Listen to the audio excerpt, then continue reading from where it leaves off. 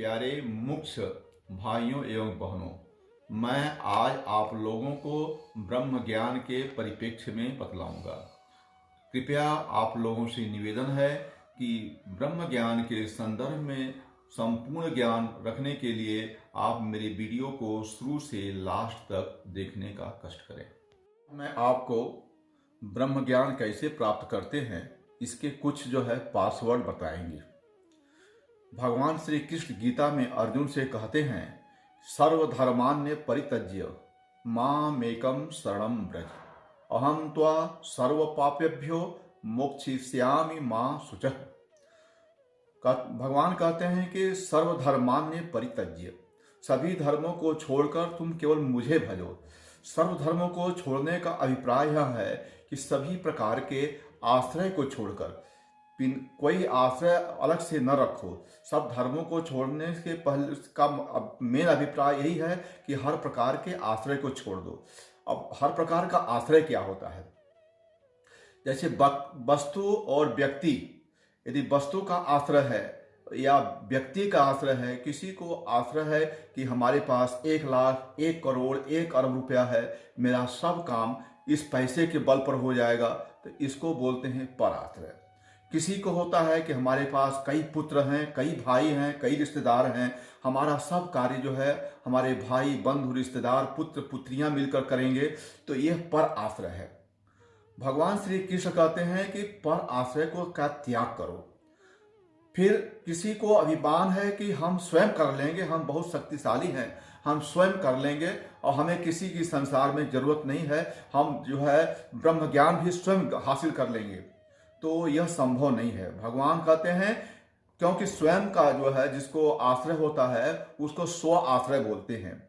यहाँ पर भगवान अर्जुन से कहते हैं कि सर्वधर्मान्य परित्यज्य मामेकं शरणं व्रज, मतलब कि पराश्रय का त्याग कर दो, स्व आश्रय का त्याग कर दो, और क्रिया का आश्रय को परिश्रम बोलते हैं, और परिश्रम का त्याग कर दो। ये तीनों प्रकार के त्याग को करके तुम शुद्ध अंतःकरण से, शुद्ध मन से मेरे शरणों में आ जाओ, मैं तेरा कल्याण कर दूंगा।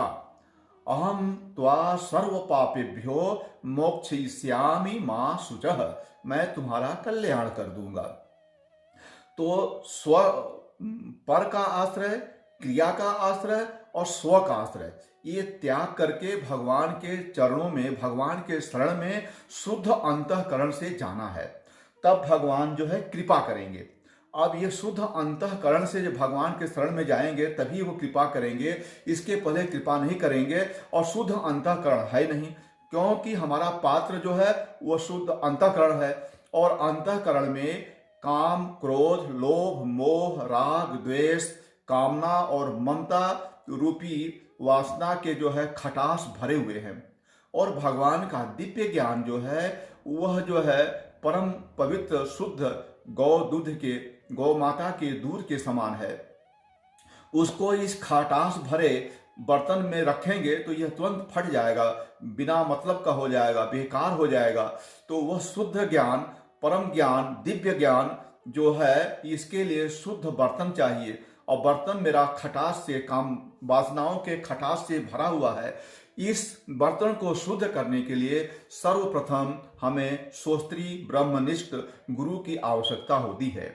हमें सर्वप्रथम सोस्त्री ब्रह्मनिष्ठ गुरु का तलाश करना है और उनको प्राप्त करना। सोस्त्री ब्रह्मनिष्ठ का मतलब होता है, सोस्त्री का अभिप्राय है ऐसा गुरु जिसको सभी शास्त्र, वेद, पुराण, उपनिषद, गीता का संपूर्ण ज्ञान हो।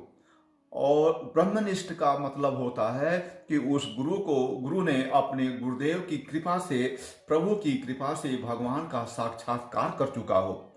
ऐसे गुरु की तलाश करनी है।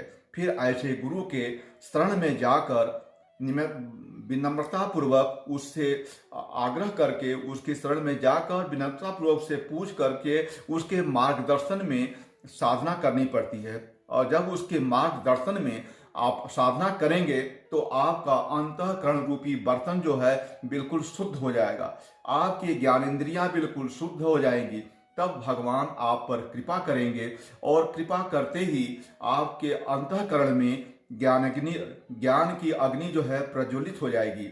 और यूं ही ज्ञान की अग्नि प्रज्वलित होगी तो आपके अंतःकरण में हजारों लाखों वर्ष जन्मों से जो कर्म फल, पाप और पुण्य का कर्म फल एकत्रित है, संचित है, वो सब जलकर भस्म हो जाएगा और आपका सदा सदा के लिए मोक्ष हो जाएगा।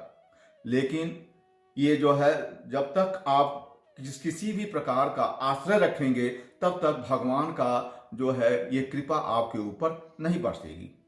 जैसे द्रौपदी ने जो है चीरहरण के समय पहले जो है अपने पतियों का आश्रय रखा, तो भगवान आराम से जो है वो द्वारिका में बांसुरी बजाते रहे और उसका चीरहरण होता रहा, भगवान आए नहीं।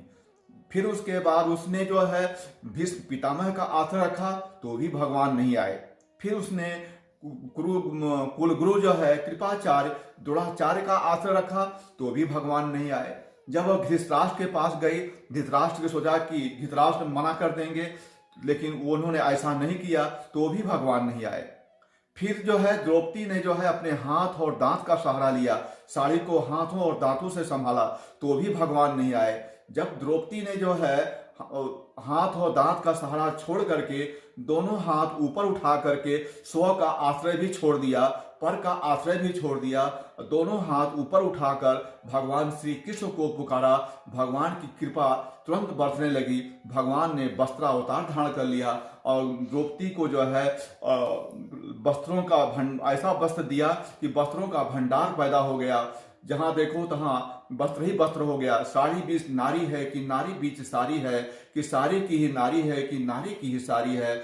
और दुशासन जो हजारों हाथियों का बल रखने वाला था वह थक कर चकनाचूर हो गया और उसको नंगा नहीं कर पाया।